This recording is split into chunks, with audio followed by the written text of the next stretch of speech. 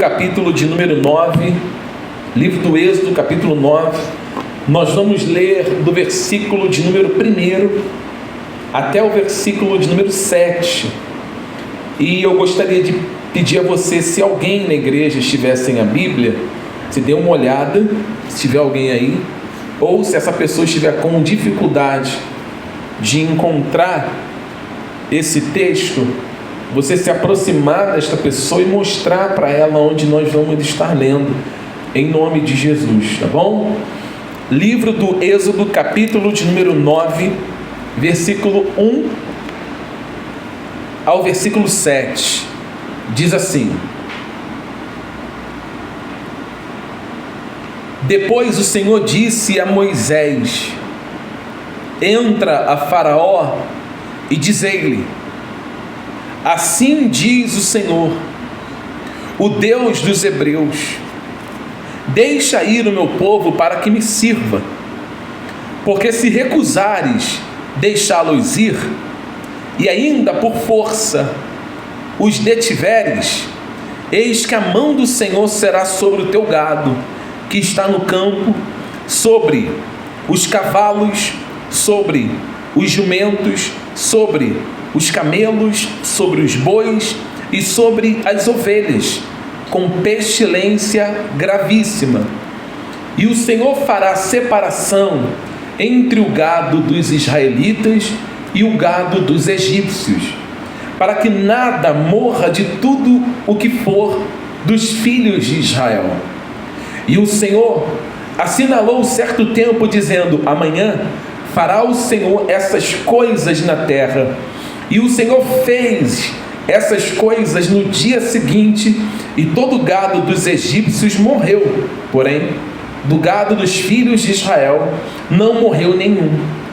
E Faraó enviou a ver, e eis que do gado de Israel não morrera nenhum. Porém, o coração de Faraó se endureceu e não deixou ir o povo. Amém? Vamos orar. Senhor, nós cremos em Ti, cremos em Sua palavra, sabemos que o Senhor é Deus, e nós temos aprendido, lendo o livro do Êxodo, que o Senhor controla todas as coisas, que só existe um Deus, que só existe um Senhor sobre tudo e sobre todos. Nesta manhã, queremos suplicar ao Senhor que o coração daqueles que estão conosco aqui, ouvindo a Tua palavra, todos nós, sejamos edificados. Somos carentes e dependentes da Sua graça. Se o Senhor não nos visitar, não nos alertar, não nos corrigir, não nos repreender e nos consolar, estaremos perdidos, Senhor. Então fale conosco, nos abençoe, para louvor, para honra, para a glória do Teu santo nome, em nome de Jesus. Amém. E graças ao bondoso Deus. Amém, queridos irmãos, podem sentar, por favor.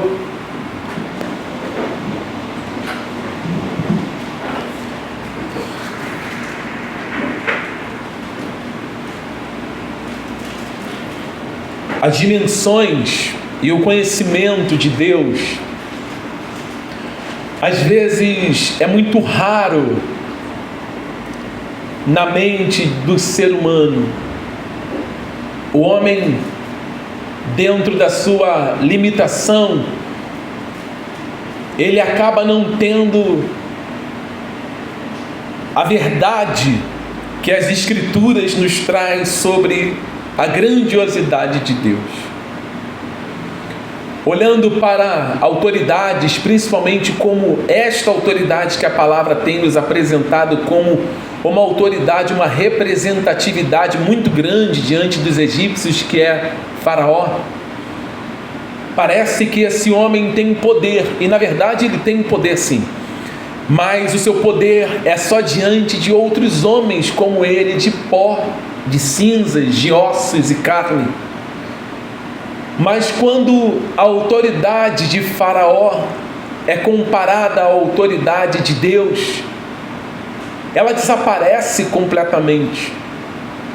Tanto é que Moisés, sendo um homem de carne e ossos, como Faraó, Deus entrega a Moisés uma autoridade muito superior à autoridade que estava sobre os ombros de Faraó. Isso mostra que domínio, poder, autoridade terrena, longe de Deus, nada é. E na presença de Deus, só pode se tornar alguma coisa se for usado para que o nome de Deus seja glorificado. Nesse caso, na vida de Moisés, a autoridade que lhe é concedida é usada para que Deus seja glorificado. Tanto é que Deus vai dizer assim, que os sinais e as maravilhas e tudo que está acontecendo no Egito é para que todos vejam que só Ele é o Senhor. Ou seja, Deus vai ser glorificado através da autoridade que Ele concede ao homem, Moisés. E a Bíblia diz que quando uma autoridade ela se coloca numa posição de elevar o seu coração a ponto de se ensoberbecer, a palavra de Deus diz que a esse homem Deus o entrega aos seus próprios desejos e deleites do seu coração, a ponto de abatê-lo, porque Deus tem esse homem como prepotente e soberbo. E a Bíblia diz que a esses homens Deus resiste, e aos humildes Deus dá graça. A graça de Deus é uma coisa tão interessante que consegue pegar homens humildes e dar graça para um homem humilde que não tem autoridade, que não tem poder, e se encontra com uma vida miserável, e através da sua graça Deus enriquece o homem, talvez não de dinheiro, mas de vida. Há outros que têm autoridade, poder, dinheiro, riqueza, mas por causa da elevação do seu coração, Deus o considera como um homem miserável e Deus o abate. Portanto, quando nós lemos o Novo Testamento, nós encontramos dois tipos de pessoas na Bíblia que é citado por Jesus. Um publicano, que aos olhos de muitos era um miserável, e um fariseu. E a Bíblia diz que o fariseu, ele era o tipo de pessoa que ele era tão prepotente, tão altivo, que ele dizia que ele não era igual àquele pecador. E ele dizia: eu não sou igual a este homem. Eu jejuo 3 vezes na semana, eu jejuo 3 vezes ao dia, se recordo bem essa é a fala. Eu dou os dízimos de tudo quanto eu possuo. Mas esse aqui, eu não me comparo a ele. De contrapartida, o texto diz que esses 2 homens estão indo orar. E aí o pecador, diz a Bíblia, que nem queria levantar os olhos para os céus, mas ele batia no seu peito, ele esmurrava o seu peito e dizia: tem misericórdia de mim, porque eu sou um pecador. Ele tem conhecimento de quem ele é.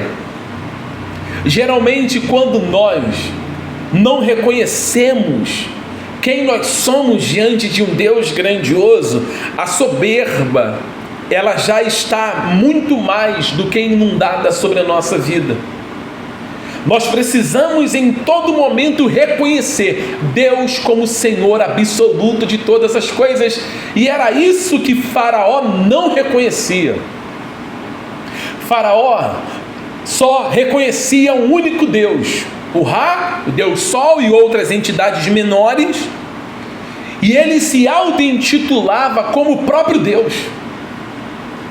Ele não olhava para o Criador de todas as coisas, o Criador do sol, o Criador dos animais, o Criador das fontes de águas doces, o Criador das águas salgadas, o Criador da terra e de tudo quanto nela há, o Criador de todos os minerais, o Criador de todo ferro. Ele não olhava para Deus como sendo Deus absoluto, como Deus estando em instância máxima acima de tudo e acima de todos. Faraó olhava para si, para o seu umbigo, e isso elevava o seu coração sobre tudo e sobre todos, e todo o Egito o venerava e reconhecia isso também. Então, em suma, de lá para cá o que Deus vem fazendo? Abatendo esse autoritarismo de Faraó, abatendo os deuses do Egito e mostrando que os deuses do Egito nada são. Por isso que desde a primeira praga, Deus vai deixando claro que só Ele tem o poder de executar e de realizar no Egito que nenhuma outra pessoa, nem entidade, tem o poder para fazer. Vale a pena ressaltar que os magos de Faraó, os mágicos, eles também transformaram águas em sangue, é o que a Bíblia diz. O que a Bíblia também nos mostra é que eles não conseguiram resolver o problema, porque o único que poderia fazer com que a água voltasse ao seu estado natural é Deus. Ninguém tem esse poder, nem os deuses do Egito, nem os magos. Nós sabemos também, lendo a palavra de Deus, que os magos fizeram também aparecer rãs, mas eles também não conseguiram exterminar as rãs, só Deus. Quando nós olhamos para os piolhos, eles ficaram impressionados com tantos piolhos vindo do pó da terra, mas eles também não conseguiram fazer absolutamente nada para resolver o problema. E lendo as Escrituras, percebemos que quando as moscas apareceram, eles também não conseguiram resolver o problema. E Deus está dizendo: eu sou o único que tem o poder para tirar todas essas pragas do meio de vocês, porque eu sou o único Deus. Mesmo Deus fazendo todas essas coisas, o coração de Faraó, o coração dos egípcios e principalmente dos magos continuou um coração endurecido. Só que Deus, Ele vai até o final da causa. Deus não começa um processo de libertação e para pelo meio do caminho, não. O que Deus começa, Deus termina. Por isso que quando nós lemos Paulo falando em Efésios, se lembra bem, Paulo diz assim, e esse texto que eu vou citar está falando exatamente de salvação, não está falando absolutamente de nada além de salvação. Usam esse texto para falar de outras coisas, mas esse texto fala de vida, salvação e mudança de vida, vida eterna. E o texto diz: aquele que começou a boa obra em vossas vidas é fiel para concluir. Ou seja, a obra de salvação, de resgate, que Deus começou em você, que Deus começou em mim, não existe absolutamente nada que possa fazer com que essa obra pare pelo meio do caminho, porque Deus não depende de circunstâncias para fazer o que Ele para terminar o que Ele começou. Deus não depende do clima para terminar o que Ele começou. Deus não depende da força do braço do homem. Deus não depende de dinheiro para terminar o que Ele começou, porque Ele é Deus. Ele faz do início ao final com que as coisas aconteçam de acordo com a sua vontade plena. Então nós temos um homem na história chamado Faraó, que acha que pode de alguma maneira atrapalhar o que Deus iniciou. Deus disse para Moisés em Êxodo capítulo 3: eu ouvi o gemido do meu povo, eu tenho visto a aflição do meu povo, por isso eu desci para livrá-los, porque o seu gemido chegou até os meus ouvidos. Vou livrá-los e você vai ser o meu porta-voz. Eu vou levá-los para a terra que eu prometi a Abraão, a Isaque e a Jacó, uma terra boa que mana leite e mel, como eu já disse aqui, uma terra onde há 70 palmeiras e 12 fontes de águas vivas, aonde o meu povo vai entrar. Deus havia prometido isso para Abraão e agora vai se cumprir em Moisés, mas alguém se coloca na frente. É como se Faraó estivesse dizendo assim, eu não vou deixar a tua obra se concretizar na vida desse povo. Não tem como. Faraó desconhece a grandiosidade de Deus. Ele desconhece quem Deus verdadeiramente é, o grande El Shaddai, o Todo-Poderoso. E o que Deus vai fazer? Deus vai mostrar, um dia após o outro, uma semana após uma semana, que não há ninguém igual a Ele, que só Ele é o Senhor. Então, lendo a palavra de Deus, o que Deus vai fazer agora nessa praga que envolve pestilência sobre os animais? Deus, Ele atinge nesse momento diretamente a parte econômica, a parte da religião do Egito e a segurança nacional do Egito. Deus, de uma tacada só, Ele vai atingir a economia, a religião e a segurança nacional. Quando nós olhamos no mundo antigo, principalmente no Antigo Egito, os animais, eles não eram apenas recursos econômicos. Os animais, para os egípcios, eles eram sagrados.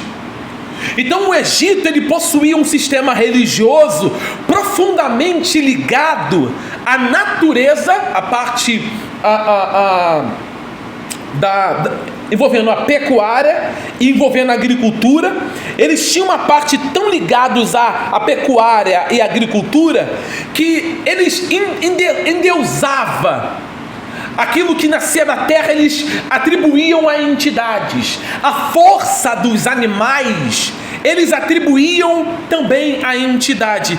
E para eles, os rebanhos daquela época simbolizavam algumas coisas. Por exemplo, para os egípcios, o rebanho simbolizava prosperidade econômica, os animais.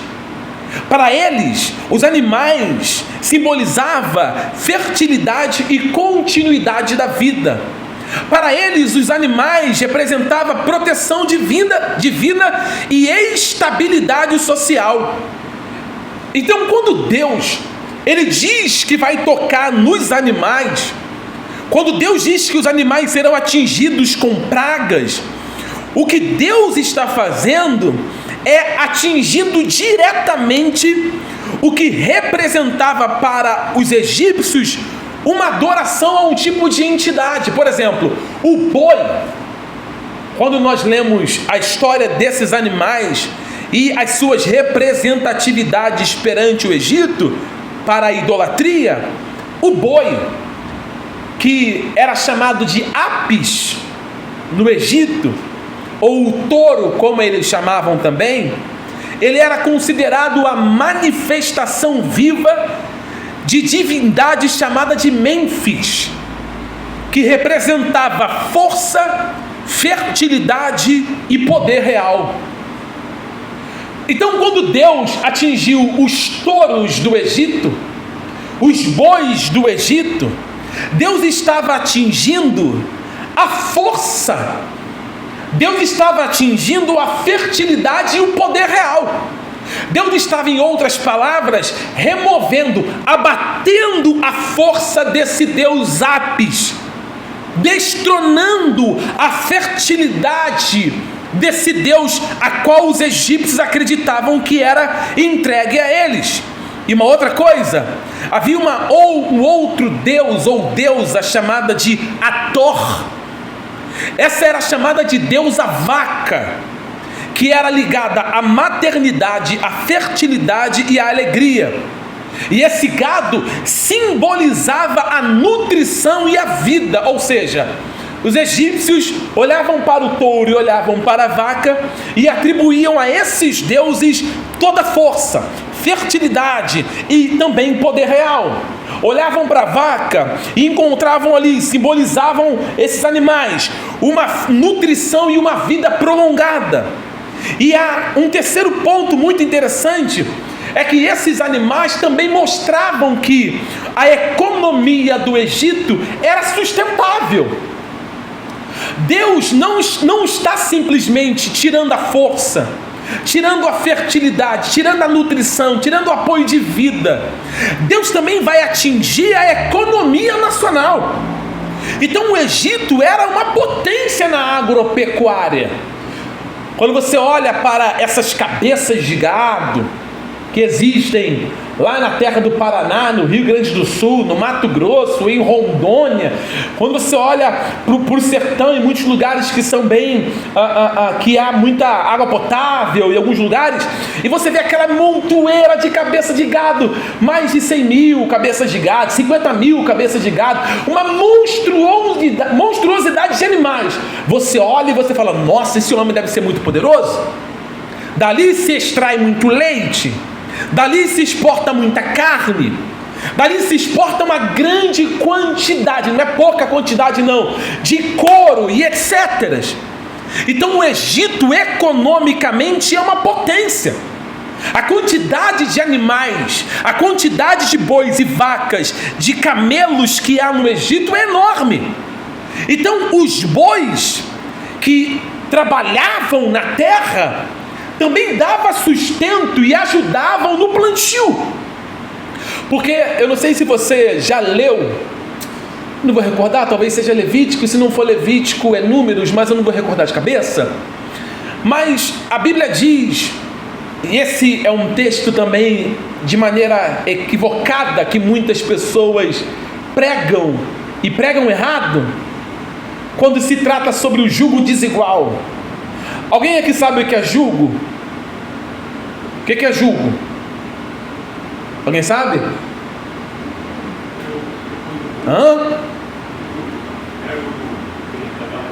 Jugo era um instrumento que colocava no pescoço do boi.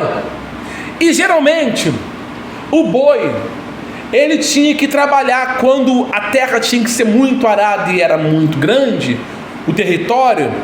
Colocavam-se vários arados na ponta e colocavam dois animais iguais, um ao lado do outro, com esse jugo, um no pescoço do outro. Por isso que a palavra vai dizer que o jugo desigual é prejudicial. Por quê? Porque fica desnivelado, fica torto. Então, o boi era um animal de força, que os egípcios colocavam um jugo no seu pescoço para rasgar a terra com o arado, para que eles pudessem trabalhar. Então o boi não só era um animal que produzia couro, não, ele também era animal de trabalho, era um animal de força. Os egípcios precisavam do boi para arar a terra.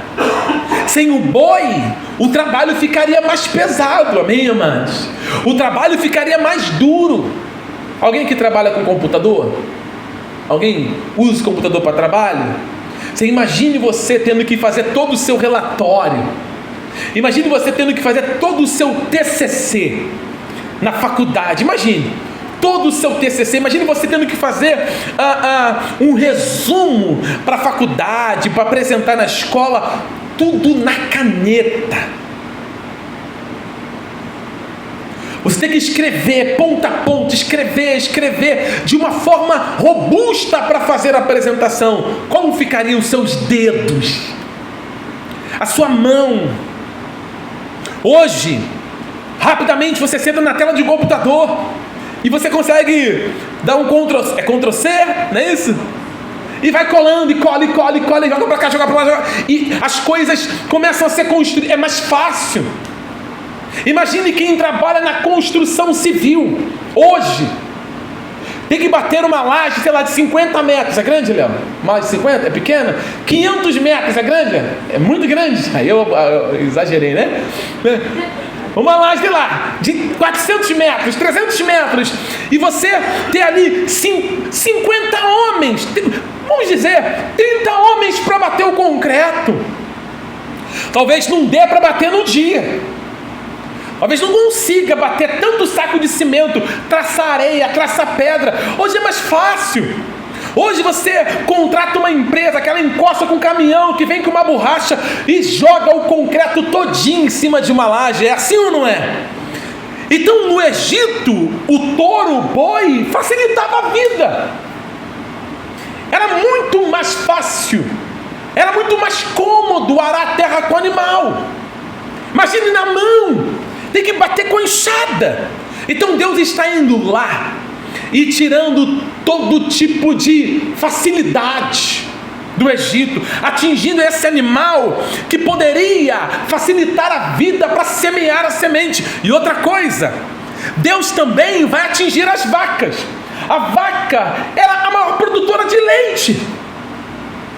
Ela produzia, era o alimento daquele povo. Eles consumiam leite, eles usavam leite para fazer comida, usavam leite para fazer queijo e uma série de coisas. Vários tipos de queijo, vários tipos de alimentação. E Deus vai lá, exatamente lá, e atinge. Uma outra coisa, Deus vai atingir os cavalos. O cavalo era usado pelo exército. Sem cavalo, sem exército para ir para a batalha. Sem cavalo, sem exército para fazer as suas inspeções. Como que eles vão daqui? Imagine você caminhar e fazer, eu estou dando exemplo, fazendo uma caminhada daqui para o seu trabalho, lá na Rio Branco, no centro do Rio de Janeiro, lá na Presidente Vargas. Imagine você tendo que trabalhar, fazer inspeções no trabalho, ou guerrear as suas guerras, tendo que sair de Campo Grande e ir lá para Santa Cruz caminhando. Puxa, Deus tirou a minha comodidade, arrancou os meus cavalos. Eu não tenho nem cavalo, eu não tenho nem mais a vaquinha que dava leite, e eu não tenho nem mais o touro que facilitava a minha vida. Tudo foi tirado de mim. Foi arrancado, a peste atingiu, atacou. Eu estou completamente atingido pela mão de Deus. Veja que Deus envia a peste sobre os rebanhos. O que Deus está declarando através disso para Faraó: eu sou o Senhor da vida. Nenhum Deus do Egito pode livrar vocês das minhas mãos. Coitado de nós, coitado de você e coitado de mim, em acharmos que longe de Deus nós poderíamos ter uma vaquinha. Longe de Deus nós poderíamos ter um touro. Longe de Deus nós poderíamos ter um cavalinho. Você até poderia ter, longe de Deus, mas um dia após o outro, ou uma semana após semana, ou quem sabe no decorrer da tua vida, todas essas coisas seriam destronadas, porque é isso que acontece. Quando uma pessoa confia muito no que tem e se esquece de Deus, e o seu coração se eleva, Deus o abate. Deus o leva à lona, porque ele confia no que ele possui.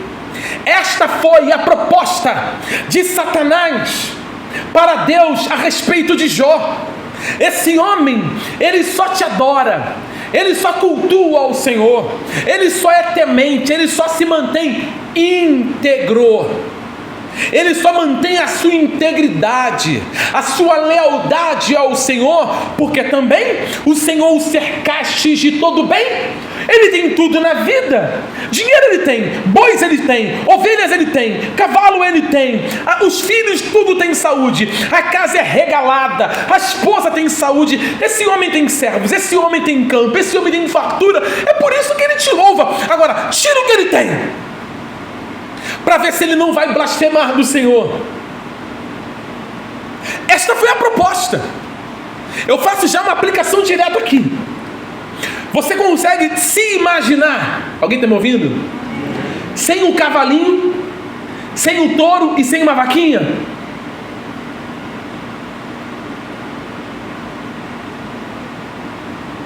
Porque Jó passou por essa situação.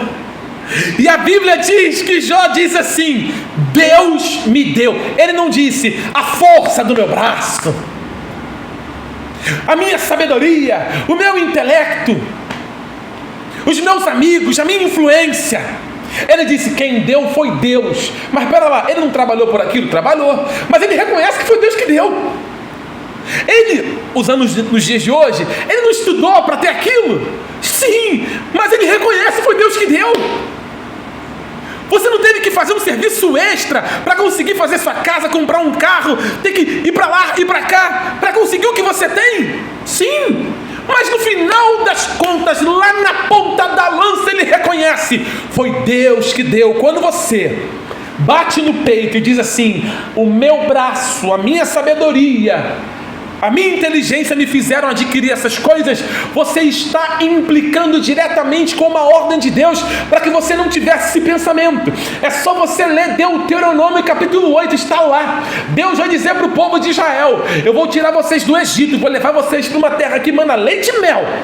Mas quando vocês chegarem lá, não eleve o coração de vocês a ponto de dizer: o meu braço, a força do meu braço me fizeram adquirir essas coisas. Antes, te lembrarás do Senhor vosso Deus, que é Ele que te dá poderes para adquirires riqueza. Faraó, ele está com o coração elevado e ele está se endeusando, e nós também nos endeusamos às vezes. Às vezes nós batemos no peito e, em vez de atribuirmos a glória a uma única pessoa e dizer: Senhor, bendito seja o teu nome, porque o Senhor me deu sabedoria, inteligência, capacidade para fazer tal coisa, a glória é sua, eu posso até desfrutar, mas louvado seja o teu nome.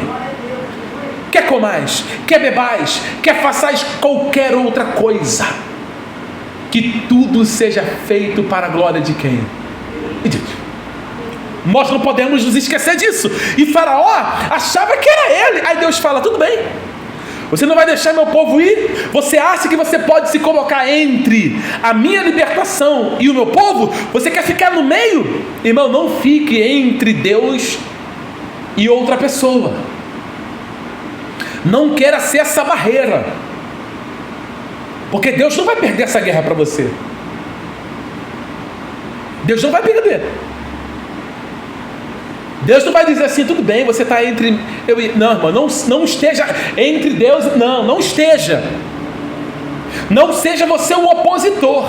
Aqui eu faço já uma outra aplicação antes de chegar no versículo 1.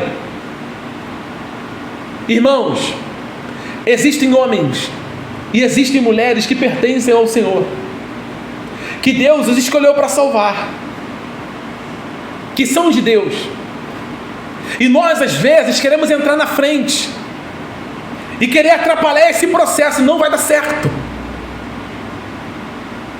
porque Deus vai terminar o que Ele começou. Se você achar assim: não estou dizendo que é o caso, mas se você falar assim: da minha vida cuido eu, não seja você aquele que vai ficar entre Deus e a sua palavra, a ponto de você falar assim: eu não quero mais, eu faço o que eu quero. Deus fala assim: você faz o que você quer? Você fazia o que você queria antes de você ser meu e de me conhecer. Uma vez que eu te escolhi, os seus direitos são nulos. E a partir de agora, o que prevalece sobre você é a minha vontade. Não queira se colocar como opositor de Deus, dizendo que Deus não sabe o que faz, ou que Ele não vai fazer, ou bater no peito e tentar desafiar Deus a ponto de falar: eu quero ver quem é que vai me mudar, eu quero ver quem vai arrancar esse vício de mim, eu quero ver quem vai me convencer de ficar na igreja, eu quero ver quem vai me convencer de servir a Ele, de entregar minha... Você está falando diante de alguém que tem o poder de tirar a vida e voltar da vida de volta. Nós estamos falando de um Deus que pode todas as coisas. E quem somos nós para falarmos para Deus que não vai fazer, que não vai acontecer? Nós somos cinzas e pó. O teu coração pode estar hoje igualzinho o coração de Faraó. A Bíblia diz que a palavra de Deus é um martelo que esmiuça a penha. Ele quebra corações duros. A Bíblia diz que Ele arranca coração de carne, de pedra, e coloca coração de carne no lugar.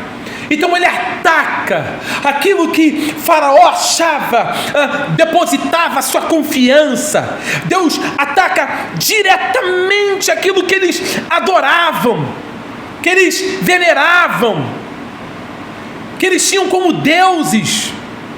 Veja que a ordem de Deus aqui para Faraó é uma só: deixa meu povo ir. Vamos ler Êxodo, capítulo de número 9, versículo 1. Diz assim: veja a ordem soberana de Deus.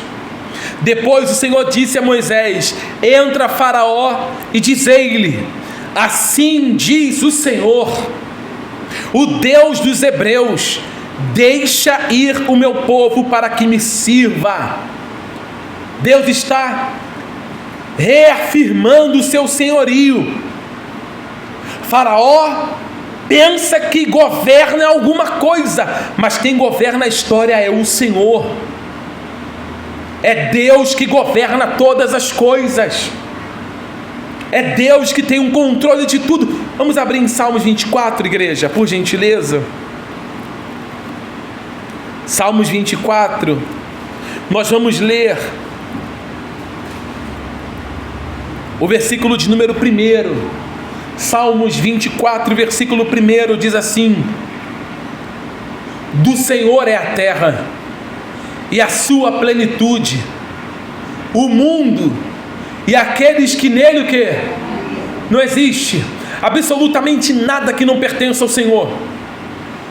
Deus é o proprietário legítimo de toda a criação, inclusive proprietário legítimo do Egito. É tudo dele. Faraó não governa absolutamente nada. Quem levantou Faraó foi Deus. Amém, irmãos? Amém. Quem levantou e colocou o Faraó de pé foi Deus. Você pode dizer: Deus colocou o Faraó de pé? Sim. Romanos 9 diz isso. Romanos 9 diz que Deus levantou o Faraó para esse propósito, para glorificar o seu nome. Então, como pode Faraó frustrar Deus? Não, ele não frustra. Faraó simplesmente cumpre o propósito eterno de Deus. Por isso eu repito que governos modernos também pensam deter o controle absoluto. Eles podem pensar que estão no controle de tudo. Quando nós olhamos para as crises econômicas, as pandemias, os colapsos que acontecem nesse mundo, irmãos, por exemplo, você se lembra do que aconteceu na pandemia, claro, né? De 2019 até 21, acho que é isso. Até 20, né? Irmãos, você se lembra? A autoridade, os homens com dinheiro na mão, com poder na mão, eles ficaram perdidos. Eles não sabiam o que fazer. Começaram a aplicar vacinas nas pessoas. Começaram a se depararem com a morte e sem saber o que fazer. O número de pessoas que iam morrendo. O mundo entrou em colapso. Mesmo os homens estando no poder aqui na terra. Será que a pandemia fugiu do controle de Deus? Será que a peste negra, há muitos anos atrás, fugiu do controle de Deus? Aquela gripe espanhola fugiu do controle de Deus? Nada fugiu do controle dele. O tsunami lá na Indonésia fugiu do controle de Deus? Nada. As autoridades perplexas, donos de rede de hospitais, morreram. Donos de redes de hospitais morreram. Milionários morreram. Pessoas influentes morreram. Pessoas que achavam que tinham controle nas mãos. Mas o único que tem um controle nas mãos é Deus. Só Deus tem um controle de tudo. E aí no versículo de número 2 e no versículo 3 de Êxodo, vamos voltar, por favor. Deus, através de Moisés, vai dizer que a mão pesada. E isso aqui, esse texto, ele é assustador. O versículo 2 e 3 diz assim: Porque se recusardes deixá-los ir, ainda por força os detiveres, eis que a mão do Senhor será sobre o teu gado que está no campo, sobre os cavalos, sobre os jumentos, sobre os camelos, sobre os bois, sobre as ovelhas, com pestilência gravíssima. Dura coisa é quando a mão do Senhor ela vem sobre nós. Dura coisa é cair na mão de Deus. Quem está me ouvindo? Dura coisa é. Veja que Moisés vai falar para Faraó. Estas são as palavras, Moisés. Diz para ele que se ele não deixar meu povo ir, a minha mão virá sobre os animais. Irmãos, quando a mão de Deus vem, não há quem a faça recuar.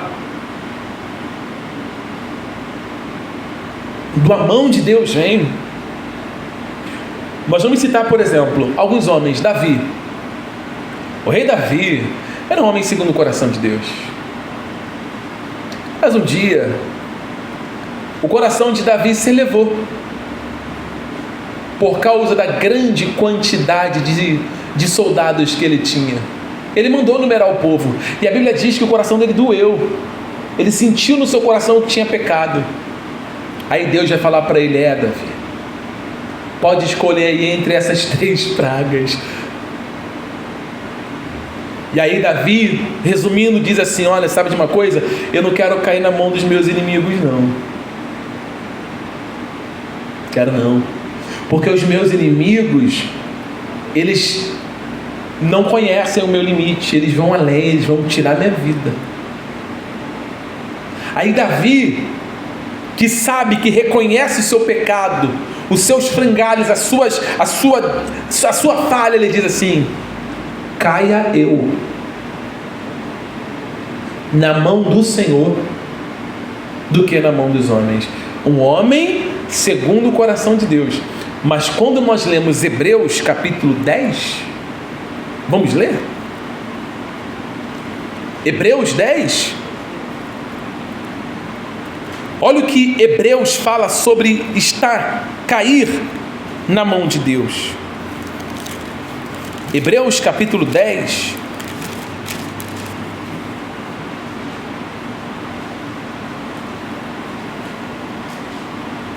Versículo de número 31.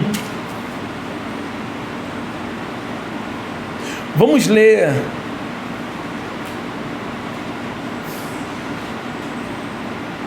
o versículo 29. 28, perdão. Quebrando alguém a lei de Moisés, morre sem misericórdia, só pela palavra de 2 ou 3 testemunhas. De quanto maior castigo cuidais vós, serás julgados, merecedor, aquele que pisar o Filho de Deus e tiver por profano o sangue do testamento, com que foi santificado, e fizer agravo ao Espírito da graça? Porque bem conhecemos aquele que disse: minha é a vingança, e darei a recompensa, diz o Senhor. E outra vez o Senhor julgará seu povo. Horrenda ou terrível coisa é cair nas mãos do Deus vivo. A mão de Deus, quando ela vem sobre um homem não arrependido, quando a mão de Deus pesa sobre um homem que acha que ele é dono de si mesmo e se autopromove, o coração de Faraó é um coração de um homem muito altivo. E Moisés está falando: a mão do Senhor vai vir sobre os teus animais. Os animais que estiverem no campo, pastando, do lado de fora, as minhas mãos virão e vão atingi-lo. Eu vou matá-los. Em outras palavras, Deus está dizendo: eu vou arrancar de você. Irmãos, nós olhamos para o tempo da lei, estando no tempo da graça, e falamos assim: Mas isso foi no Antigo Testamento. Queridos, escute isso. Ananias e Safira não morreram no tempo da lei. Eles morreram no tempo da graça já. Quando você vai lendo a palavra de Deus, o apóstolo Paulo fala que existem certas pessoas na igreja de Coríntios que ele queria entregar a Satanás no tempo da graça. Nós vamos lendo a palavra de Deus e nós vemos que Herodes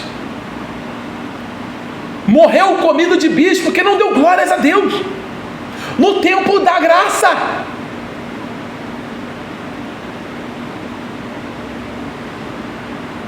Deus é imutável.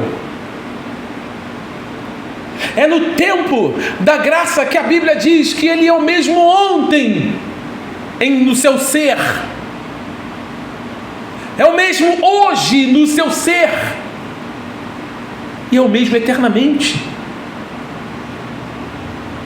As mãos de Deus. Estava em casa, minha esposa me lembrou de uma situação bem interessante, de um texto na Bíblia. A Bíblia diz, eu já citei aqui, só não contei a história completa, já estou terminando rapidinho, que os filisteus tomaram a arca da aliança para si, porque quem estava no governo, se recordo bem, eram homens que não temiam a Deus, né?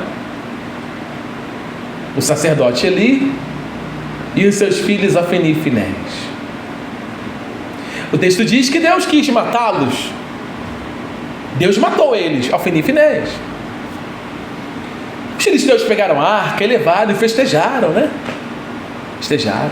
Pegaram a arca de Deus e colocaram a arca de Deus dentro do templo de um Deus chamado Dagon. E deixaram lá, diante dos pés de Dagon. Quando eles saíram, escutaram um barulho, voltaram, a imagem de Dagon tinha caído. Eles foram lá e colocaram de pé, de volta. Alguma coisa aconteceu, né? Não, era Deus mesmo. Saíram, quando voltaram de novo, as pernas cortadas, os braços cortados, cabeça arrancada fora do lugar. Podia parar por aí. Podia ter parado por aí. Isso é a mão de Deus sobre eles. Depois você pode ler 1 Reis capítulo 5. Além disso tudo, Deus pesou a mão sobre os filisteus, a passo que os homens tiveram hemorroidas. A mão de Deus pesando sobre aqueles homens, massacrando aqueles homens, porque Ele continua sendo o mesmo. Ele é imutável. E o coração de Faraó cheio de pompa. Não pense você que Deus é só amor, não. Deus é justo e é juiz. Essa praga que está vindo demonstra juízo de Deus sobre o Egito. É um juízo pactual. É um juízo contra um povo que escraviza e desafia Deus, os seus servos, melhor dizendo, e desafia Deus, e escraviza os servos e desafia Deus. Se alguém falar assim, mas Deus é mais amor do que menos juízo, querido, não existe desigualdade dos atributos de Deus. Deus é 100% amor e 100% juízo. Deus não é 100% amor e 99,9% juízo. Não. Os atributos são iguais. Deus é 100% onipotente, 100% onisciente, 100% onipresente. Então, quando você vê a sociedade moderna, as igrejas /empresa /clube dizer assim, Deus é amor, Não se esqueça, ele é no mesmo nível justiça. Ele é no mesmo nível juízo. E aí, essas pragas vindo sobre os animais dos egípcios, Deus mais uma vez vai colocar distinção. Fala assim: olha, as pragas é só para vocês que adoram esses deuses, boi, vaca e outros aí. Os meus filhos, que agora reconhecem quem eu sou de verdade, as pragas não vão atingi-los. Leia o texto, por favor, volte em Êxodo, eu já estou caminhando para o fim. Êxodo capítulo 4. Perdão, capítulo 9. Êxodo capítulo 9, versículo de número 4. E o Senhor fará separação entre o gado dos israelitas e o gado dos egípcios, para que nada morra de tudo o que for dos filhos de Israel. Aqui nós encontramos a doutrina da eleição, né? Os eleitos de Deus, falando da pessoa, não dos animais, porque Deus está deixando claro que é o povo. Deus está trazendo distinção em relação ao povo, o que for deles. Nesse texto aqui, é isso que Deus está fazendo, mostrando diferença entre aqueles que são de Deus e que não são, entre aqueles que Deus salva e que não salva. Irmãos, isso aqui não é texto para a gente caminhar e ser leviano, a ponto de dizer assim, nós não podemos ser leviano, tá? Usar o texto aqui para dizer, não, porque essas confissões que nós acompanhamos por aí, de pastores pedindo para a igreja fazer confissão positiva, isso tem arrebentado com a igreja, né? E esses o determinismo tem destruído a igreja. Então o texto aqui não é uma alavanca, uma bengala para ninguém se apoiar e dizer assim, se Deus protegeu o gado dos filhos de Israel aqui no Egito, tudo que é meu Deus vai proteger. Aqui nós estamos num processo de manifestação de poder. O que Deus está fazendo aqui é mostrar para Faraó que existe uma distinção entre os servos dele e os servos e Faraó. É só isso. Essa é a distinção. Porque se você lê a história, você vai perceber que muitas coisas futuramente aconteceram com os filhos de Israel. Tá? Eles não foram protegidos para sempre, os seus animais guardados para sempre, mas nesse contexto aqui, Deus faz essa distinção. Então assim, pode acontecer de você sofrer um furto, sim ou não? Pode acontecer, mas quantas vezes Deus nos guarda? Muitas vezes, ok? Então eu não vou aqui profetizar, não vou ser leviano e nem te enganar, dizer assim, eu profetizo que esse ano você não vai... Não vou profetizar nada, absolutamente nada, e nem vou pedir você para fazer confissão positiva. Declara comigo, os meus bens, meu dinheiro, minha moto, meu carro, meu salário, minha casa, nada será atingido, de maneira nenhuma, porque seria leviano da minha parte.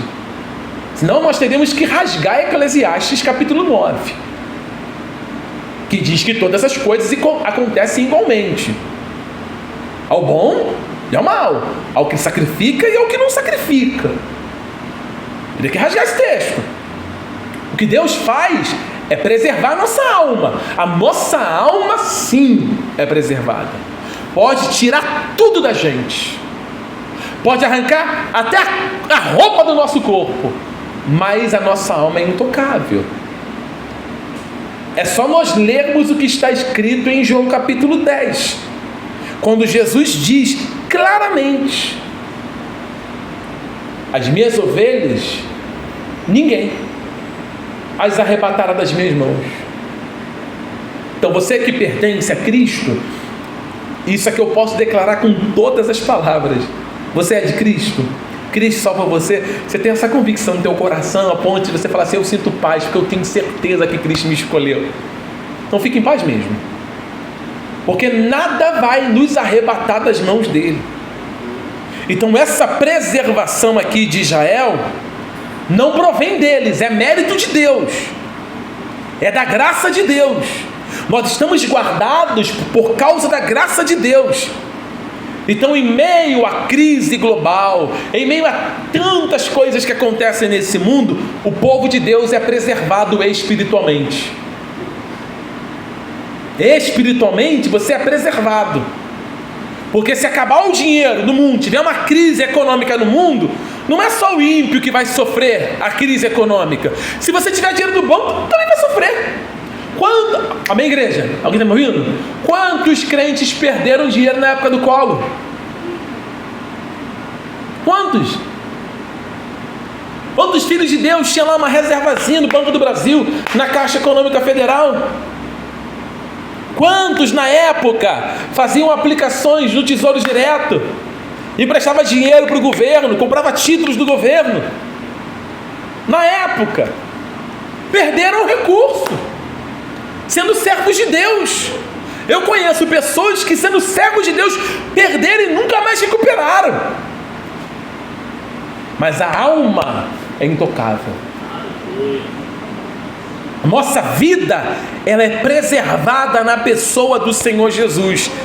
O versículo de número 5, caminhando para o fim, o texto diz: e o Senhor assinalou certo tempo, dizendo: amanhã fará o Senhor essa coisa na terra. Veja que quem determina o tempo das coisas acontecerem é Deus. Existe um tempo determinado para as coisas acontecerem, e quem determina esse tempo é Deus. Amém? Na sua vida, na minha vida, existe um tempo determinado para as coisas acontecerem. O que eu tenho que fazer? Continuar orando, continuar congregando, continuar servindo, chorando aos pés do Senhor, derramando as nossas lágrimas, falando: Senhor, a minha vida está nas tuas mãos. Eu acredito que todas as coisas estão diante do Senhor, e o tempo certo as coisas vão acontecer, sem temer. Leia Eclesiastes capítulo 3. Eu estou fazendo devocional em Eclesiastes e compartilhando devocional sempre lá no meus status do meu WhatsApp com as pessoas. Nós já lemos Provérbios inteiro em devocional pela manhã. Estamos lendo Eclesiastes, e Eclesiastes capítulo 3 diz assim: existe um tempo determinado para todas as coisas debaixo do céu. Há tempo de rir, e há tempo de plantar, há tempo de colher, há tempo de abraçar, e há tempo de deixar de abraçar. Existe um tempo. Nós não conseguimos entender o porquê que às vezes nós corremos e não alcançamos porque não chegou o tempo, porque não é vontade de Deus. E aí nós nos frustramos. Eu queria que fosse hoje. Deus, se você vivesse isso hoje, você ia se arrebentar. Não é o tempo. E existe tempo certo. Deus trabalha primeiro na gente, quando as coisas devem acontecer. Porque eu não me conheço, nem você se conhece, mas Deus nos conhece. Então nós precisamos aprender a respeitar o tempo de todas as coisas. Repito, uma vez que Moisés vai lá falar com o Faraó que os animais serão tocados, por que Deus não faz na hora? Ele poderia fazer na hora, mas ele marca a data para falar assim, para deixar claro que não é Moisés que vai fazer, que não é o homem que tem mérito no que está acontecendo, Deus é o que tem mérito. Vai ser amanhã.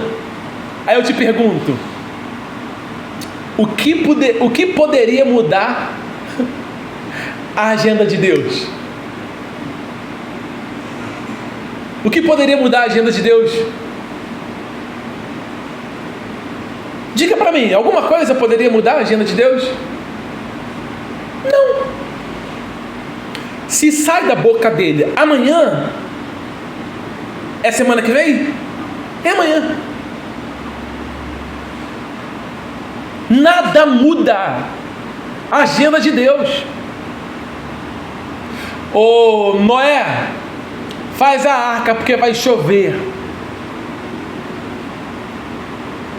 Vai chover. Quantos dias? Mais 40 dias, perdão. Vai cair água, vai cair muita água. Faz a arca. Ah, Senhor, eu tenho dúvida. Faz a arca. Fez, entrou, caiu a chuva.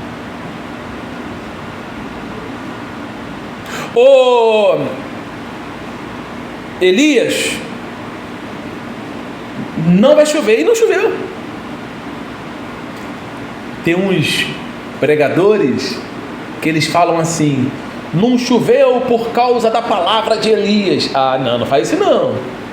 Tem que ler Hebreus. Tem que ler.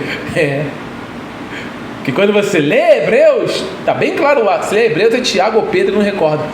Minha memória está muito ruim, já expliquei para vocês. Depois que tive Covid, fiquei assim, memória fraca. Mas está lá o texto dizendo que Elias orou para que não chovesse. Não é assim, Elias, não vai chover. Não. Bíblia diz que ele ora e ora. E choveu assim? Não. Ele chama um servo, amém, igreja? Fala assim: tá vendo aquele monte lá? Vai lá e vê se tem sinal de nuvem. E o servo dele vai e olha e volta: não tem sinal nenhum, tem nada. Aí Elias podia se contentar, falar assim: tá bom, já que não tem sinal, tá tudo certo. O tempo de Elias era aquele. O que ele faz com o servo dele? Volta. Volta de novo. Volta lá. Você quer fazer uma pesquisa comigo rapidinho? Quer fazer rapidinho? Quem quer fazer? Quer fazer uma pesquisa? Sim ou não? Sim. Tá bom. Pega aí seu telefone. O telefone de quem estiver carregado. Pega esse telefone, pega, sério. Dá um Google aí. E digita assim: quantos quilômetros o servo do profeta Elias teve que andar para ver se choveria. Faz uma pesquisa, rapidinho. Se vai aparecer. É rapidinho. Quem conseguir primeiro, me fala. Eu vou esperar. Depois o irmão Leonardo, ele vai editar essa parte. Não vai, Léo? O irmão Leonardo não edita não, é direto. Mas não tem problema. Alguém já achou? Quanto? Não menciona. Menciona? Pode pesquisar aí. Pesquisa aí. E algumas bíblias lá de estudo tem no rodapé a quilometragem. Já preguei isso, já deu o cálculo na igreja uma vez. A igreja fez esse Nova Iguaçu, a igreja fez a soma comigo.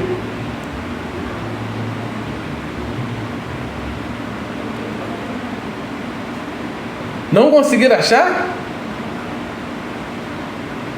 Eu vou pesquisar no meu, porque o meu está gravando a pregação em áudio. Quanto? De quanto? Vamos lá. 25 a 30 quilômetros? Tá. Alguém faz uma ideia? 30 quilômetros é daqui aonde? Mais ou menos.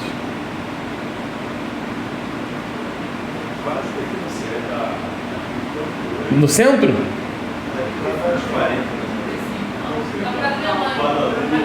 Daqui a Irajá?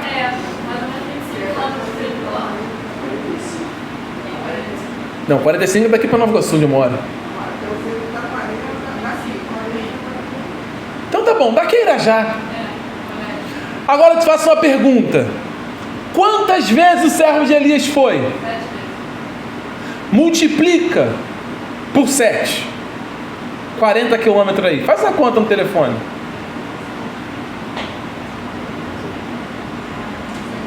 Quanto? 280 quilômetros. Alguém aqui já andou 280 quilômetros? Ah, irmã. Tudo bem. Andar 240 quilômetros para ver o sinal da a resposta da oração?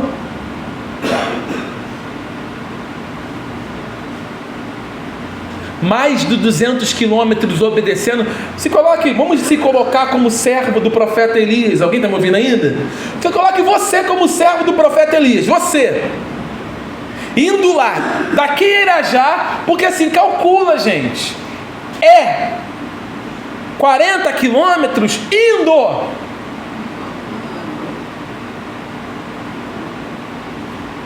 E mais para voltar, então 200 vezes 2.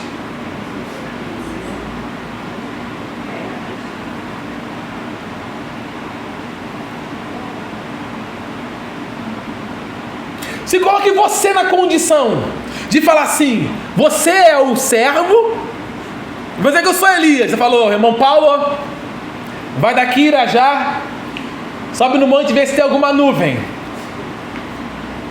Eu vou ficar aqui esperando. Você imagina o Elias tendo que esperar e o servo caminhando. E como ele volta, o Elias fala assim: e aí, alguma coisa? Não, então volta. Parece que nesse contexto foi rápido, né? Quando você lê, parece que foi rápido, mas não é rápido. Passaram-se dias, até que ele visse, a única coisa que ele viu foi uma nuvem do tamanho da mão de um homem. Depois de todo esse tipo de espera, andar, cansar, sol, pedra, machuca a pé, depois de tudo isso, ele voltar e falar assim: a única coisa que eu vi é uma nuvem do tamanho da mão de um homem. O tempo de Deus, a hora de Deus é diferente da nossa. Imagine você tendo que ficar sentado esperando ele voltar. Nós somos ansiosos demais, e é por isso que a gente quebra a cara. Fazemos as coisas fora do tempo, agimos no impulso, não consultamos a Deus, não sabemos se é o momento, se é a hora, se é hoje, se é amanhã. Não, nós queremos para já. Deus fala para Moisés dizer a Faraó: diz para ele que é amanhã. Então, enquanto Deus não te disser a hora, o tempo, sossega. Mas também, quando chegar a hora, faça. Não fica jogando para faça. Vai em frente, minha irmã, meu irmão. Porque Deus também já determinou um dia que Ele vai destruir o ímpio. Deus também determinou um dia para o juízo para essa geração, como Ele está determinando um dia para Faraó para atacar os seus animais. Deus não age por impulso. Existe um decreto eterno e Ele vai agir. Concluindo, versículo 6 de Êxodo, capítulo 9. E o Senhor fez essa coisa no dia seguinte, e todo o gado dos egípcios morreu, porém o gado dos filhos de Israel não morreu nenhum. Se você tiver uma caneta, grife a palavra morreu, porém todo o gado do Egito. Você pode grifa aí. Do dia seguinte, todo o gado dos egípcios morreu. Grifa aí se você tiver a caneta. Faz um risco e coloque ao lado se você quiser. E você pode colocar assim: não morreram todos os animais. Que daqui para frente você vai ver que não morreram mesmo, tá? Porque curiosamente eu estava lendo as pragas. Na praga da saraiva, ou a praga que cai pedra de fogo no chão, aparecem animais egípcios ali. Então não morreram todos, Mas os que estavam no pasto, segundo muitos teólogos acreditam, que no pasto que estavam fora, no arraial, esses foram atingidos e atacados. Os que estavam guardados não foram, mas os que estavam fora, esses foram atacados e morreram. Esses foram devastados. Então o Senhor cumpriu no dia seguinte a sua palavra. Não houve retardo. No dia seguinte Deus cumpriu, porque Ele não é homem para mentir, nem filho do homem para se arrepender. A vontade de Deus vai permanecer. A fidelidade de Deus é um fundamento da nossa confiança. Se Deus falou, está falado. Amém, igreja? Assim será. Se Deus prometeu nos salvar, Ele vai nos salvar no tempo dEle, na hora dEle. E para nossa conclusão, nós encontramos no versículo 7 um homem que mesmo diante de tudo isso o coração continua endurecido. Versículo 7: e Faraó enviou a ver, e eis que o gado de Israel não morrera nenhum. Porém o coração de Faraó se endureceu e não deixou ir o povo, mesmo vendo a distinção. O coração de Faraó ficou endurecido. Essa é a natureza do coração de um homem sem Deus. Ele vê tudo acontecendo, ele vê a distinção, ele vê o povo de Deus abençoado, ele vê a grandiosidade de Deus, ele olha para o céu, vê que os céus manifestam a glória de Deus, e mesmo assim esse homem, ele tem um coração endurecido. Mesmo os homens vendo Deus operando maravilhas, eles têm um coração engrandecido, endurecido. Deus fez tantos milagres em Cafarnaum, em Betsaida, mas quantos corações endurecidos. Ele repreendeu dizendo: se os milagres que foram feitos aqui fossem feitos em outros lugares, há muitos já teriam se arrependidos com pano de saco. Ai de ti, diz o Senhor. Não adianta a pessoa ir para o culto, cantar louvores, adorar a Deus, ver sinais, ver milagres, ver um monte de coisa, e o coração continuar endurecido. Porque assim, irmãos, milagre não regenera corações. Não regenera. A única coisa que regenera o coração é a graça de Deus, é a bondade, a misericórdia de Deus. Então, só para a gente aplicar e encerrar, que fique muito claro que Deus confronta os ídolos diretamente. Deus boi, vaca, os outros ídolos. Que Deus confronta a economia, a natureza da vida que estava ali. Deus distingue o seu povo pela graça. E outra coisa, o juízo de Deus não gerou arrependimento no coração de Faraó, pelo simples motivo: não existe arrependimento sem regeneração. A primeira coisa que acontece na vida de um homem é ele ser regenerado. Deus trabalhar no coração, porque um coração regenerado levará um homem a viver uma vida de arrependimento. Então, para nossa conclusão, eu quero dizer duas palavras aqui. Os animais lá no Egito morreram sob o juízo de Deus. Morreram sob o juízo de Deus. E infelizmente, nós lemos as Escrituras e vemos assim: Faraó e os egípcios, mesmo diante disso tudo, não voltando-se para Deus. E hoje, na igreja contemporânea, é assim: o juízo de Deus recaiu sobre uma pessoa que era Jesus, o Cordeiro de Deus. Um Cordeiro que recebeu o juízo e foi morto para a remissão dos nossos pecados. E ao mesmo tempo, o coração de muitas pessoas permanece endurecido, mesmo tendo isso diante dos seus olhos. Nós oramos a Deus para você que está aqui nesse culto, para você que vai nos ouvir através dessa pregação, seja no nosso canal no YouTube, seja você em algum outro lugar, assistindo, ouvindo esse áudio, multiplicado pelos canais do WhatsApp, que o seu coração seja regenerado, e que isso gere em você arrependimento, e que além disso, isso gere em você uma vida santificada, justificada, para a glória de Deus. Porque não é só ir ao culto e ouvir a pregação, é você crer que Jesus Cristo é o Cordeiro de Deus, que recebeu todo o juízo e levou os nossos pecados, para que pudéssemos ter a remissão da vida. Que o Senhor te abençoe e guarde você. Amém? Vamos ficar de pé.